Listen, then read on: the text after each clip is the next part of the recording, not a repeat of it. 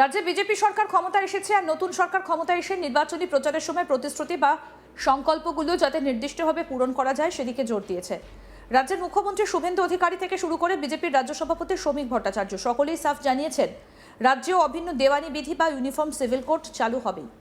তাদের যুক্তি, একটা দেশে সকলেই যদি দেশের নাগরিক হন তাহলে সকলের জন্য এক আইন কেন বলবৎ হবে না, বরং এই আইন বলবৎ হলে সমাজে মহিলাদের সুরক্ষা আরও বাড়বে, মহিলাদেরও পুরুষদের মতো সমান অধিকার প্রতিষ্ঠিত হবে। বিবাহ থেকে শুরু করে ডিভোর্স সব ক্ষেত্রে মহিলারা আরও সুরক্ষিত থাকবেন বলে দাবি করা হচ্ছে।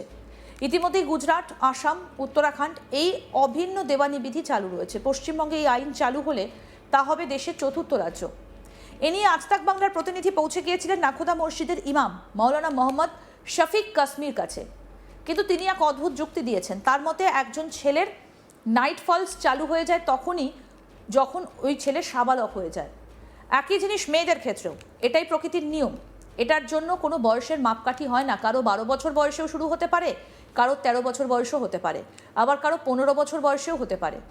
উনি এও দাবি করেছেন, এটা উনি বলছেন না, কোনো বৈজ্ঞানিকের কাছে জেনে নিন যে কোনো ছেলে বা মেয়ে কখনোই সাবালক হয় যখন তাদের নাইট ফলস চালু হয়ে যায়।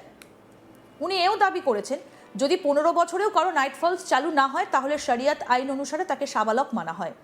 তবে একই সঙ্গে তিনি জানিয়েছেন মুসলিম ধর্মে খুব কম ক্ষেত্রেই 18 বছরের কম বয়সে মেয়েদের, মুসলিম ধর্মে খুব ক্ষেত্রেই 18 বছরের কম বয়সে মেয়েদের শাদী হয়।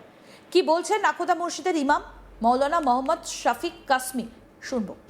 যেরকম হিন্দু ম্যারেজ অ্যাক্টে বলা হয়েছে যে 18 বছরের পর গিয়ে বিয়ে করতে পারবেন, সেখানে দাঁড়িয়ে মুসলিম পার্সোনাল ল তো বলছে 15 বছর। তো আপনার কি মনে হয় 15 বছর একটা মেয়ের জন্য? आपको एक बात बता दे रहे हैं, कोई भी लड़का या लड़की बालिग कब होता है ये आपके पास कोई डिग्री है, थर्मामीटर है इसको जांचने का? थर्मोमीटर तो नहीं, किंतु नहीं तो आप कैसे नहीं ना, प्रोटोकॉल क्या है? देखिए, फितरत ने, नेचर ने लड़का को बालिग होने का ऑर्डर कब लगता है? ये उम्र का 15 साल पर भी हम आ रहे हैं। नेचर ने बताया है कि जब लड़का को नाइट फॉल शुरू हो जाए तो समझिए वो बालिग हो गया। चाहे 12 साल में शुरू हो जाए, 13 साल में शुरू हो जाए, 14 साल में शुरू हो जाए, और 15 साल तक अगर नहीं भी हुआ तब भी उसको बालिग माना जाएगा। 15 साल में, है ना? यही चीज़ लड़की के लिए भी है ना? तो और ये नेचुरली है, कोई ऐसा नहीं है कि आपने उसको ठीक किया या हमने उसको ठीक किया है। ये नेचुरली है, बायोलॉजिकल है। इसको कोई उम्र का सिस्टम डाल करके नेचर से बगावत होता है। लेकिन ये साइंस जो कहता है कि जो 15 साल का एज है, उस एज में अगर किसी का शादी ब्याह हो जाए किसी के साथ, तो वो लड़की उस टाइम पे she is not mature enough to produce someone. किसी को जन्म देने के लिए वो तब तक सही नहीं हुआ, और 18 साल तक वो कुछ उनका जो मेटाबॉलिज्म है वो कुछ बढ़। ऐसा नहीं है। साइंस आप जो साइंस की बात कर रहे हैं, हम साइंस ही बोल रहे हैं। आप किसी भी साइंटिस्ट से जो बायोलॉजी का इसमें एथेंटिक हो, उनसे बात कर लिए कि हर लड़का और लड़की नेचर के हिसाब से बालिग उस वक्त होता है जब उसको नाइट फॉल शुरू होता है, और अगर नहीं भी हुआ तो शरई तौर पर 15 साल में बालिग होने का हुक्म लागू हो जाता है। लेकिन इसमें एहतियातन हम लोग भी इसको पालन करते हैं कि जो 18 साल, आप आज भी उठा करके देख लीजिए कि मुस्लिम कम्युनिटी में किसी भी बच्ची का 18 साल से कम उम्र में शादी नहीं होती है। आज भी देख लीजिए, 18 साल से ज़्यादा हो जाता है, लड़के का 21 साल से ज़्यादा हो जाता है, लेकिन उससे पहले शायद कहीं इक्का दुक्का, कहीं वो भी उन लोगों में जिनके अंदर एजुकेशन नहीं है, वहाँ ऐसा हो। অভিন্ন দেওয়ানি বিধি চালু হলে বলা হচ্ছে মুসলিমরা একের বেশি বিয়ে করতে পারবেন না।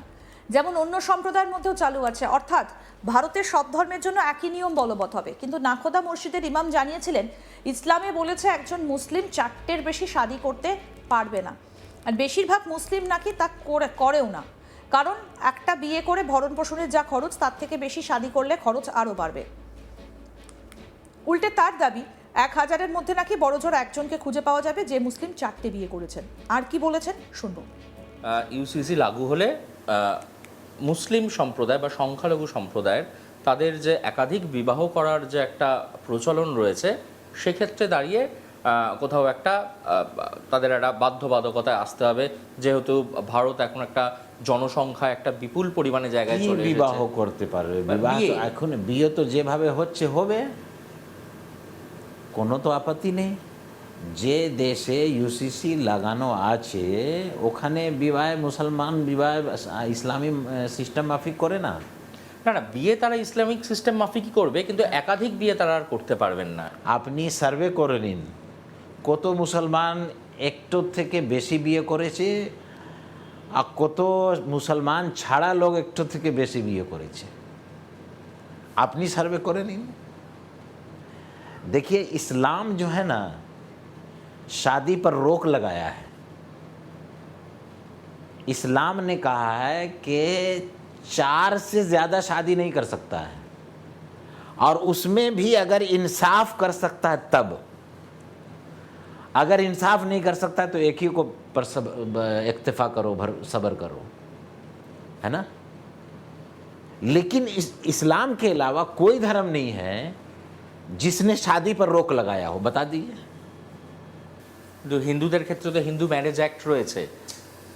হিন্দু ম্যারেজ অ্যাক্ট রয়েছে, সেখানে বলা হয়েছে যে যে প্রথম কথা হচ্ছে সেখানে 18 বছরের নিচে তারা বিয়ে করতে পারবেন না, একটা বয়সের সময়সীমা বেঁধে দেওয়া হয়েছে, এবং তারা একজনের বেশি মানে যদি ডিভোর্স না হয়, আইনি পথে না যাওয়া হয়, তাহলে তারা দ্বিতীয় বিয়ে পর্যন্ত করতে পারবে না। देखिए ये इंडिया का कानून बना हुआ, हमारे देश ने 1954 में ये कानून बनाया है ना। एकदम 1954 में ये देश में कानून बना है, हिंदू धर्म का ये कानून नहीं है। हिंदू धर्म में तो रुकावट ही नहीं है कितना शादी करना है, उसमें तो कोई लिमिट है ही नहीं कि इससे ज़्यादा नहीं करना है। ये तो 1954 में हमारे देश में कानून बनाया, और जिसको हमारे हिंदू भाइयों ने कबूल किया या उसका अपोज नहीं किया, तो वो कानून बना हुआ है। लेकिन मुसलमान में 100% हम कहते हैं 1000 में कोई एक मुसलमान होगा जो एक से ज़्यादा कोई शादी किया होगा। सरकार का सर्वे रिपोर्ट देख लीजिए या आप लोग अपना सर्वे कर लीजिए, तो मुसलमान एक से अरे एक बाल बच्चा को, एक बीवी से जो बाल बच्चा होता है उसको तो संभालना मुश्किल है, उसका इंतज़ाम करना मुश्किल है। ये तो आप लोग मीडिया वाले की मेहरबानी है, उन्होंने इतना शोर मचा दिया है कि मुसलमान 4 शादी करता है, 4 शादी करता है। आप हमारा किसी सर्किल में कोई नहीं है जिसने 4 शादी किया हो, हम नहीं जानते हैं।